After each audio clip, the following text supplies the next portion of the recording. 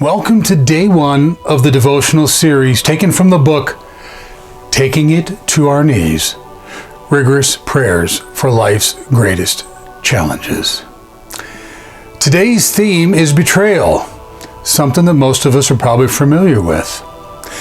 Betrayal is the manifestation of someone's greed, not a commentary on our worth or value. John chapter 13, verse 21 says, "After saying these things, Jesus was troubled in his spirit and testified, 'Truly, truly, I say to you, one of you will betray me.'" Here's the thought for today. Betrayal is intentional, ruthlessly so. It's the deliberate choice of someone to hold their interests as so superior to our well-being that the cost of crushing us in order to advance their agendas is deemed as entirely reasonable and indisputably acceptable. In this horrifically devastating scenario, we become fodder in someone's blind pursuit of objectives that such an action will, in fact, never achieve. Once the perpetrator comes to understand that both the agenda and the means chosen to achieve it accomplish neither, they will quickly fabricate a distorted narrative crafted to sustain the acceptability of what they've done. Such a short-sighted effort will demand repeated editing, as the narratives cannot keep step with the ever-emerging realities of the betrayal. And herein the betrayal multiplies, as the increasingly frustrated perpetrator fruitlessly attempts to justify choices that are ever more intensely being revealed as flawed, failed, and beyond the scope of every fresh iteration. Yet we are not human fodder. Betrayal is not a reflection of who we are. It is in fact a reflection of who they are. And although the person who betrayed us will adamantly deny such a reality, we must remember that this is simply a failed means by which the betrayer will work to justify unjustifiable actions.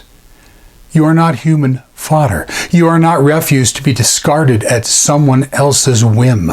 Quite the opposite. You are a child of God. You are a manifestation of His amazing ingenuity. You are cherished royalty. You are a one-of-a-kind person with a one-of-a-kind calling. That is who you are.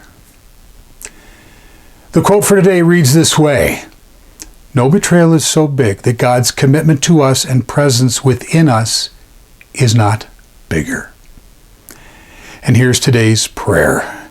Dear God, it's likely that the one who betrayed me is already experiencing the pain of an agenda not achieved and is even now working diligently to avoid that reality. I know that they will work to keep the consequences of their choices at bay, and I know that they will ultimately fail in achieving that goal. And whatever all of this does to them, it is my prayer that they may surrender to those realities and in doing so find their way to you. As for me, heal the wounds within me, for they are deep. You say that you heal the brokenhearted and bind up their wounds, and I believe that you're doing that right now because you promised to. And in the healing, may I come to understand myself better. May I grow as I press in and through this time in my life. And may I find myself turning to you with an ever-increasing intensity and ever-growing commitment. I know that my heart will be peppered with hate, and I will tend toward revenge as that is part of my humanity. But as this happens, build within me an ability to see the other person as a wounded human being who has only served to increase their own woundedness. And may that soften me sufficiently to begin to forgive them, knowing that such an action will not come easily, but it will come. Thanks for joining us today on this 30-day devotional series taken from the book, Taking It to Our Knees, Rigorous Prayers for Life's Greatest Challenges. You'll find Taking It to Our Knees on Amazon, Barnes & Noble, or wherever books are sold. Also, I hope you'll discover our daily inspirational quotes on Facebook, Pinterest, X, LinkedIn, Twitter, Instagram, TikTok, and so much more. Have a truly great day. They're never coming back. The dream is dead. They'll never forgive me.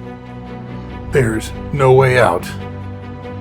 But you know, maybe there's a truth that's greater than all of these.